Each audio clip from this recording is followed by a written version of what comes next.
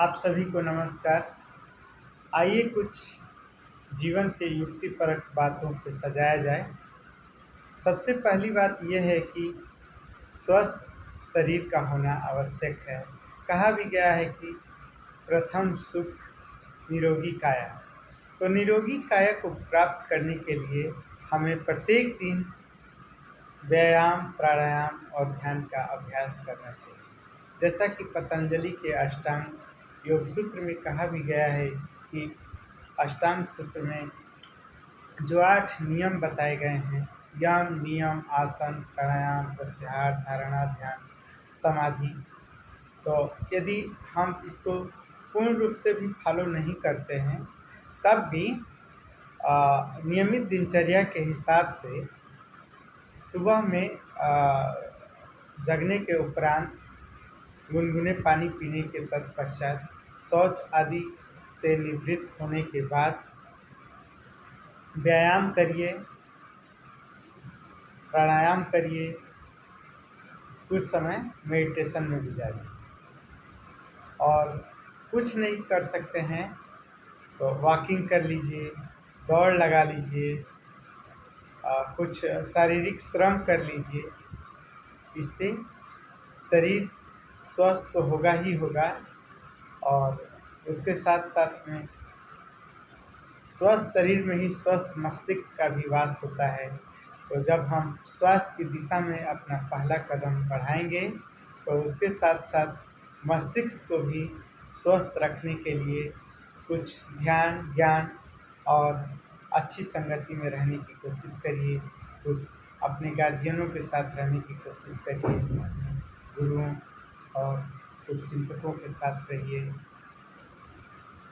अच्छे अच्छे युक्तिपरक बातें कीजिए। इन सब चीज़ों से समृद्धता की स्थिति आएगी, शारीरिक और मानसिक दोनों रूपों से। पौष्टिक आहार का सेवन करिए, यथा फल, सब्जी, प्रोटीन्स, कार्बोहाइड्रेट्स, वसा, और जितना हो सके मिलेट्स का यूज़ करिए। साथ साथ में जो फाइबर युक्त भोजन है उसको खाने के में शामिल करिए, ताकि उससे आपका पाचन क्रिया दुरुस्त हो सके और पेट अच्छे से साफ रहे। साथ ही साथ जब भी खाते हैं तो उसके उपरांत यदि समय है तो उस समय वज्रासन की अवस्था में गुजारिए। जैसा कि अभी मैं वज्रासन में बैठा हूँ, तो वज्रासन की अवस्था में बैठने से फ़ायदा है, और यही एक आसन ऐसा है जिसको खाने के उपरांत किया जा सकता है। इससे आपका पाचन अच्छे से होगा। और वज्र का मतलब होता है कठोर, और आसन तो आसन है ही है, तो वज्र आसन माने कठोर आसन, जो शरीर को दुरुस्त करे, मजबूत करे, उस आसन को वज्रासन कहते हैं। और संवाद अच्छे से करिए, किसी की निंदा उसके पीठ पीछे मत करिए। जब भी किसी की कमियों को उजागर करना है तो उसके सामने कीजिए, ताकि उस वो व्यक्ति अपने आप में सुधार ला सके और परिष्कृत हो सके। यदि आप किसी की निंदा करते हैं पीठ पीछे, तो दुर्गुणों में आता है। और कहा गया है कि निंदक नियरे राखिए, जाकिर कुटिर छवाए। तो बिन साबुन बिना, मतलब एक जो कबीरदास का दोहा है, उन्होंने कहा है कि निंदक को नियरे रखना चाहिए, जो भी निंदा करता है उसको अपने पास रखना चाहिए। उसका तात्पर्य है कि आपकी कमियों को आपके सामने ही उजागर करे, ना कि दूसरे के सामने, तो आपके पीठ पीछे न करे। ऐसे ही अपने कर्म को अच्छे से करिए। और कहा भी गया है कि कर्मण्यवाधिकारस्ते माँ फलेषु कदाचन, मतलब अनासक्ति के भाव से होकर के कर्म करिए, अच्छा कर्म करिए। जो भी आपका कार्य है उसको पूर्ण रूप से करिए, मन लगा के करिए। तो उस ईश्वर ने कहा है कि कर्म पे आपका अधिकार है, फल पे नहीं। लेकिन इसका तात्पर्य ये नहीं है कि फल नहीं मिलेगा, फल तो मिलेगा ही। कर्म यदि अच्छा करेंगे तो वैसा फल मिलेगा ही। जिस प्रकार का कर्म होगा वैसा ही फल भी होगा। ऐसा नहीं हो सकता कि आम लगाए हैं तो बबूल मिल जाए और बबूल लगाए हैं तो आम मिल जाए। जिस चीज़ की आप रोपाई करेंगे फल भी उसी का मिलेगा। तो ये काम करना है और लोक सेवक बनने की कोशिश करनी है। समाज में अपना योगदान अ, किसी न किसी अच्छाई के रूप में शामिल करने की कोशिश करनी है ताकि हमारा समाज भी दुरुस्त रहे। किसी की मदद को ज़रूरी नहीं है कि एक ही रूप में कर सकते हैं। मदद करने के बहुत सारे तरीके हो सकते हैं। किसी को सुझाव चाहिए, सुझाव दे दीजिए। किसी को अर्थ की आवश्यकता है, यदि यथासंभव कर सकते हैं उसमें कर दीजिए। किसी को शिक्षा में मदद कर दीजिए। इस तरह के कामों को यदि हम अपने जीवन की यात्रा पथ में अंग बनाएंगे तो कुछ न कुछ हमारे मन मस्तिष्क को भी शांति मिलेगी और उसका प्रभाव भी अच्छा परिलक्षित होगा। और अपने आसपास साफ सफाई रखिए।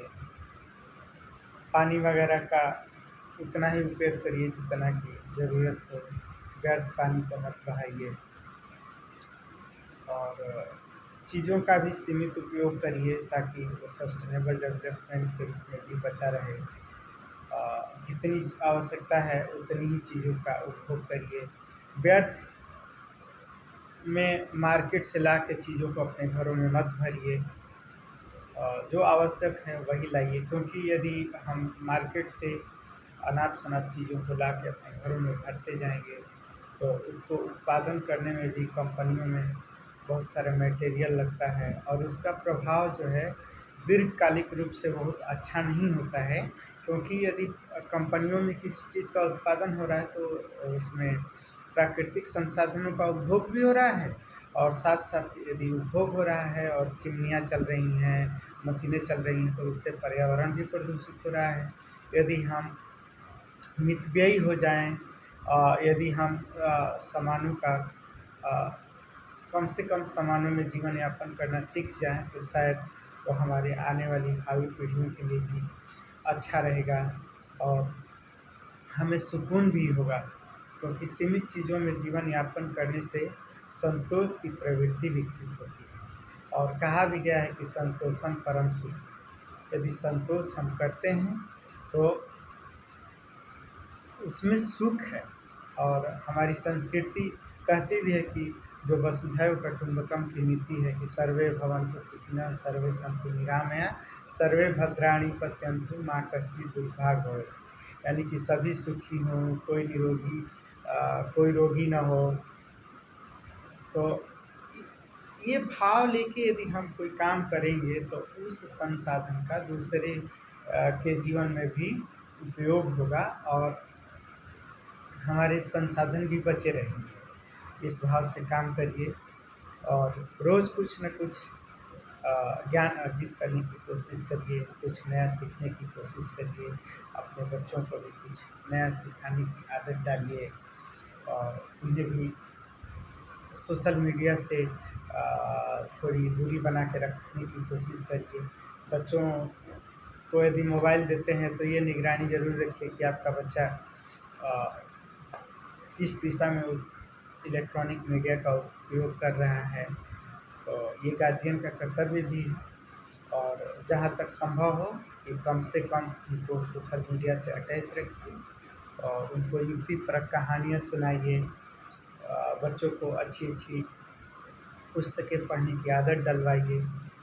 क्योंकि आजकल के ज़माने में इलेक्ट्रॉनिक मीडिया से लोग ज़्यादा जुड़े रहते हैं वनस्पति की पुस्तकों से। तो पुस्तकों से यदि एक बार लगाव बच्चों को बन जाएगा तो शायद उनके भविष्य के लिए अच्छा होगा और स्वास्थ्य पे भी और उनके बहुमुखी विकास पे बहुत प्रभाव नज़र आएगा और समाज में भी एक अच्छे संस्कार जाएँगे और जो भी आप प्लान करते हैं उसमें ऐसा करिए कि समाज में एक अच्छा ही संदेश जाए। तो इन्हीं सब वचनों के साथ वाणी को विराम देते हैं। शुभ रात्रि, स्वस्थ रहिए, मस्त रहिए। मुस्कुराते रहिए। जय हिंद, जय भारत।